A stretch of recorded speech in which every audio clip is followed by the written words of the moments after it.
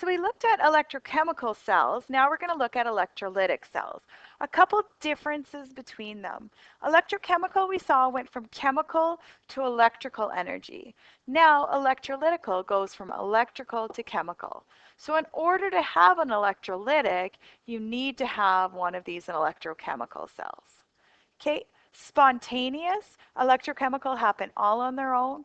Electrolysis are not spontaneous. We have to add that electrochemical cell, that battery, to make them happen. Okay, the voltage is positive for electrochemical and negative for electrolytic. In an electrochemical cell, a spontaneous redox, so redox means reduction and oxidation, reaction is used to create an electric current. In an electrolytic cell, the reverse will occur. An electric current is required to cause a non-spontaneous chemical reaction to occur. If we look at the Latin roots of the word electrolysis, we learn that it means essentially to break apart using electricity. We're going to look at 3 examples of the electrolytic process: the electrolysis of molten sodium chloride, the electrolysis of water, and electroplating. Okay. So here we have an example of an electrolytic cell, and we're going to examine how electric current can be used to break apart an ionic compound into its elements. So first of all, I looked at the reactions that were happening. We have sodium chloride breaking into sodium and chloride. So we have a redox reaction. Sorry, a reduction. Leo the Lion says Gur, a gain of electrons. We have 2 Na, and it is going to be adding 2 electrons to get 2 Na. And I told everyone here the voltage. The voltage is negative 2.71. Okay, and then we have oxidation. We have 2 chlorine ions going to Cl2, and we lost 2 electrons. And the voltage there, I told everyone, was negative 1.36.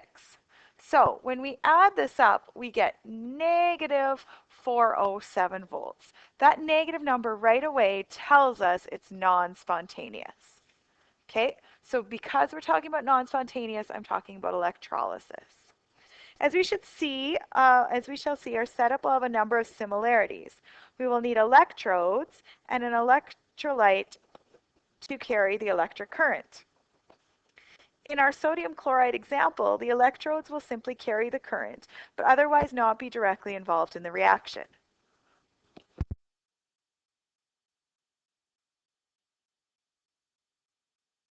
The electrolyte will be the actual molten NaCl. The electrodes and electrolyte are both required to carry the electric current. Molten NaCl must be used because solid ionic compounds do not carry an electric charge. So we have to put sodium chloride into water. Okay, some key differences. We are not going to have a salt bridge. An electrochemical cell is required to make this reaction happen. This doesn't happen on its own. The anode of an electrolytic cell is the site of oxidation, and the cathode is reduction. Same as before. So we still have anox and red cat.